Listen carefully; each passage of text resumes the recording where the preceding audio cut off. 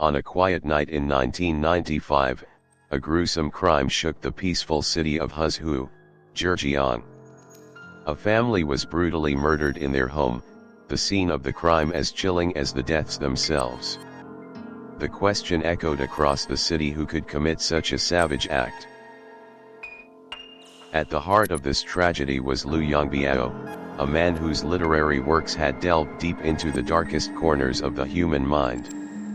Little did anyone know, Liu had been living a double life, one of a respected author and another of a cold-blooded killer. The victims, a middle-aged couple and their young child, had been meticulously chosen. Their deaths appeared senseless, yet the brutality of the crime carried a disturbing precision. What had pushed Liu to cross that line? What dark desire drove him to murder? Liu's mind was brilliant, his crimes even more so. He didn't just commit murder, he devised the perfect crime. It was as though he had taken the inspiration for his writing and applied it to reality, creating a gruesome narrative where he was both the writer and the villain. Despite the brutality of the crime, the police struggled to find any solid leads. The house was eerily clean, with no obvious signs of struggle. The perfect crime. The investigation turned cold, and the case seemed to slip into obscurity. For over 2 decades, the case went unsolved, the memories of the tragedy slowly fading from public view. But little did anyone know, the killer was closer than anyone could have imagined. Then, in 2017, something unexpected happened.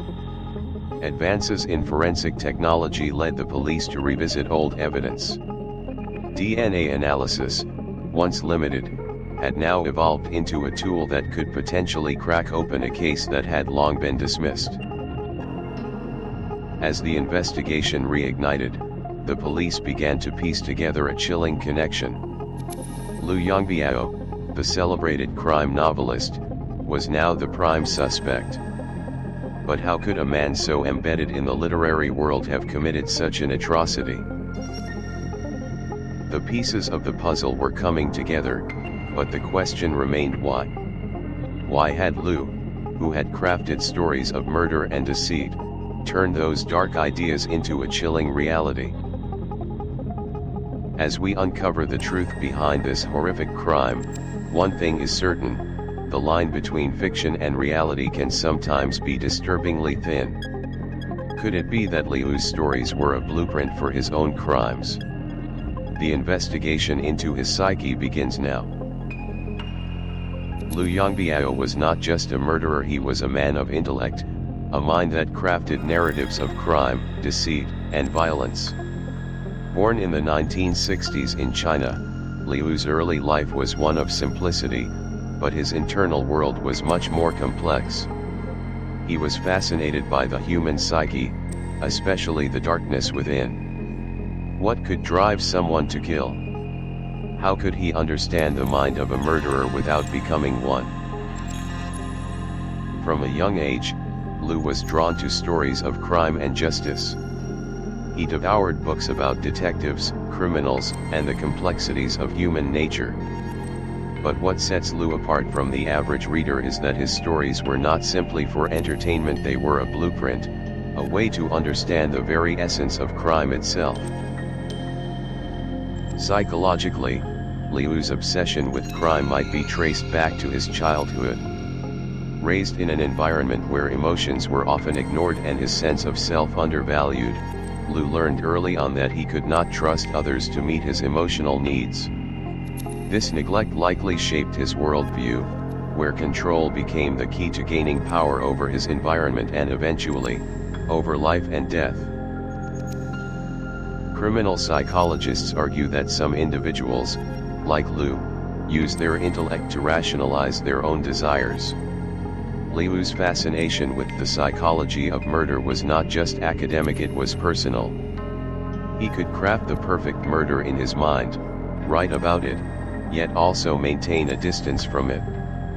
In a way, writing about death was his way of controlling it, without ever getting his hands dirty. At the same time, Liu's understanding of murder was entirely cerebral. While most people are repelled by the act of violence, Liu was fascinated by it. He saw murder as a puzzle, a challenge. How could one kill efficiently and cleverly? How could one leave no trace? These were not just hypothetical questions, they became his blueprint for crime.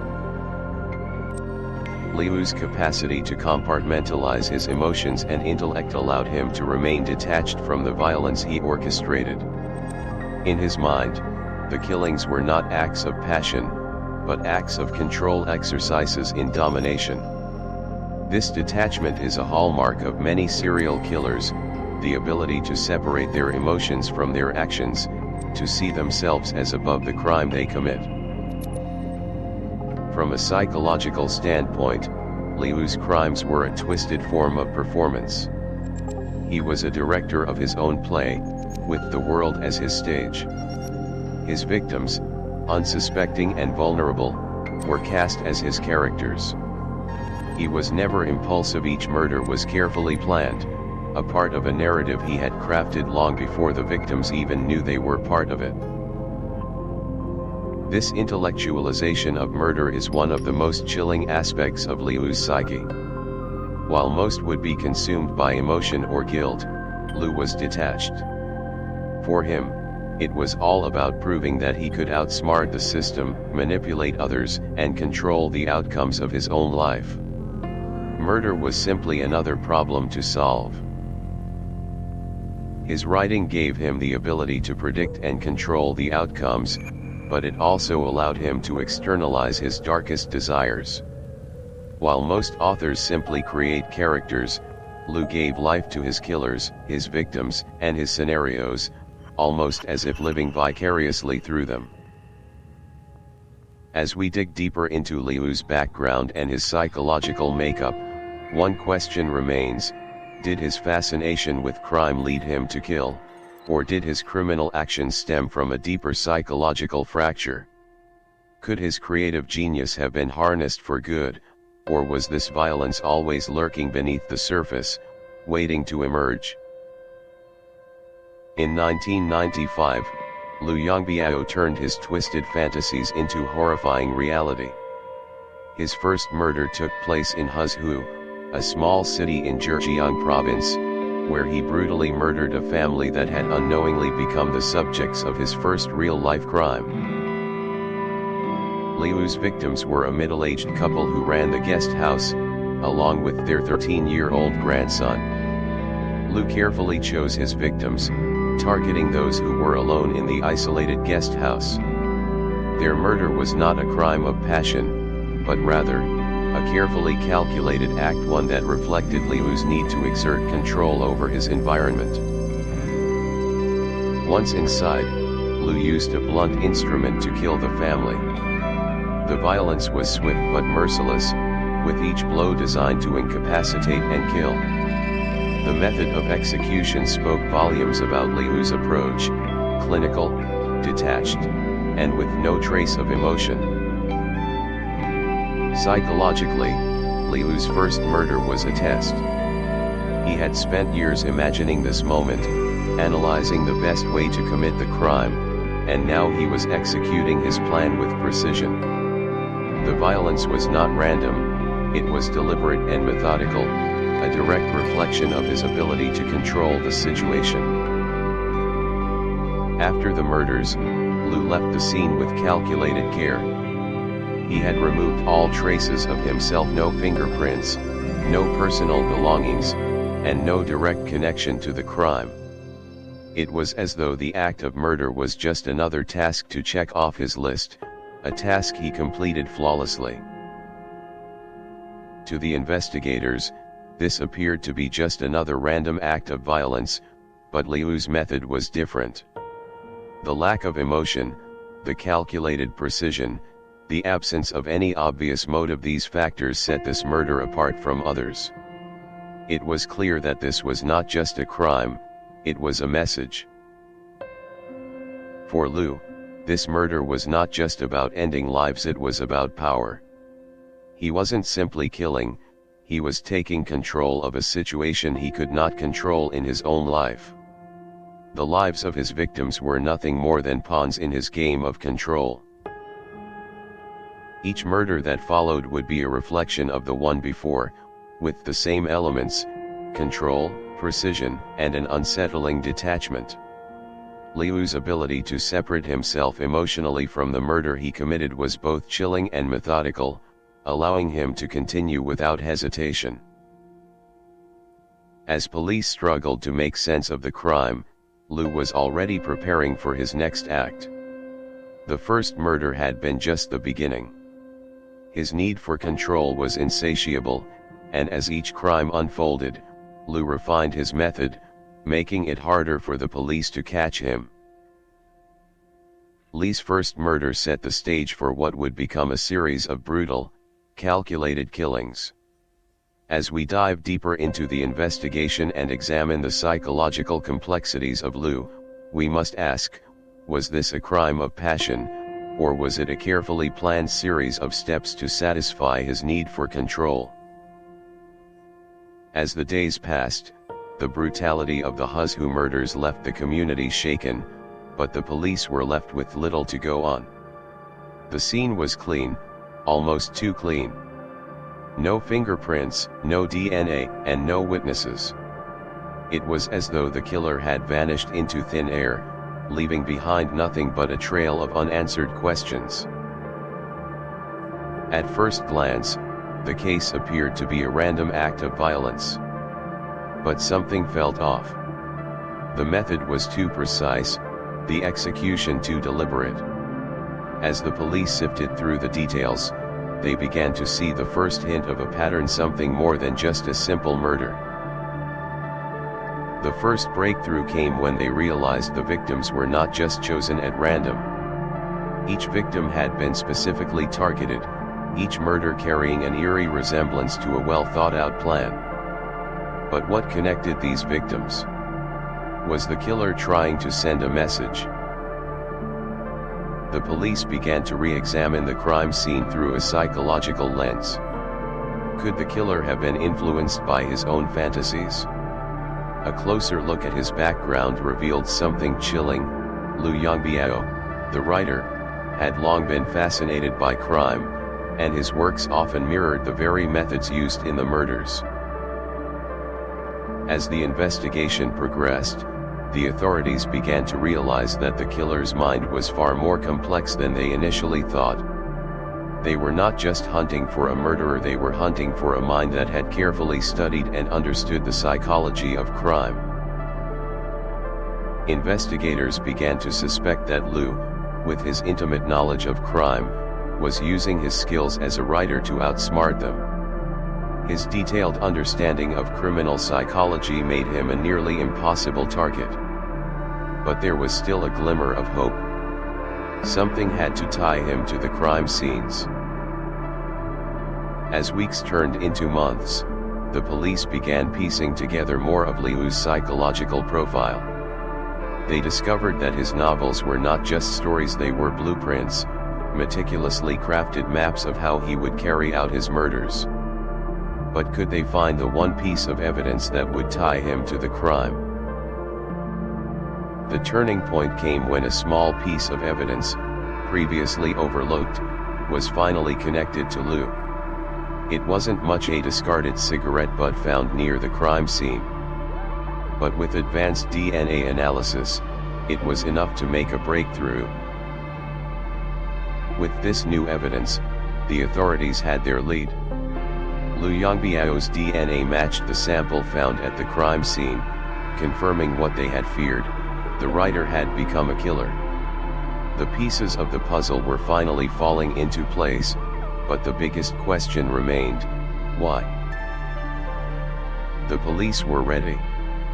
They had the evidence, they had the motive, and now they were closing in on the man who had terrorized a city for so long. But what would they find when they finally confronted him? The turning point in the case came when forensic technology, once limited, took a dramatic leap. The cigarette butt, long considered insignificant, finally gave the investigators the breakthrough they so desperately needed. It contained traces of DNA that matched Liu Yongbiao, linking him directly to the murder scene. With this new evidence in hand, the police sprang into action. Liu, the once celebrated crime novelist, was now the prime suspect. But the question still lingered: how did a man so skilled at creating crime stories slip up in the real world? The breakthrough wasn't just in the DNA, it was in the realization that Liu had been playing a game. A game of cat and mouse. A game where the stakes were life and death, and the only way to win was to stay ahead of the law. Police were now certain that Liu was their man. The hunt was on. They had the evidence, but they still needed to catch him in the act. Surveillance was set up, but Liu, a master of deception, would not be easily caught. Finally, in a calculated move, officers tracked Liu to a cafe where he was seen meeting with a colleague. As they watched him, everything clicked: this was the man who had terrorized the city, and now they had him in their sights. The police took their shot. Liu was arrested without incident, and his expression was almost unreadable. There was no surprise, no regret. Just a cold acceptance.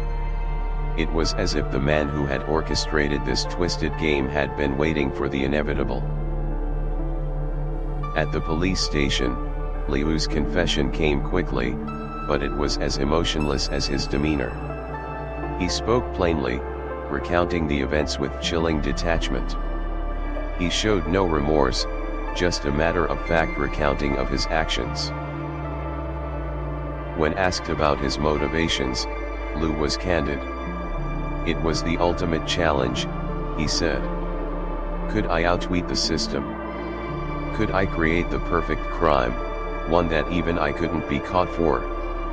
His words revealed a mind consumed by his own intellect, a mind that saw murder as a game, a puzzle to solve. Liu's calm demeanor during his confession stunned the officers. His lack of remorse, his disconnection from the gravity of his actions, was a clear indicator of his psychopathic tendencies. This wasn't a man overcome by rage, this was a man who meticulously planned each step, each move, like a chess master in a game of life and death. Liu was taken into custody, his fate sealed. The man who had outsmarted the system, who had woven his crimes into the very fabric of his literary works, would now face the consequences. His arrest was the end of a dark chapter, but his story raised one final question: how many other minds like Liu's are out there, manipulating reality for their own dark purposes? In the weeks following his arrest, Liu Yongbiao was brought to trial.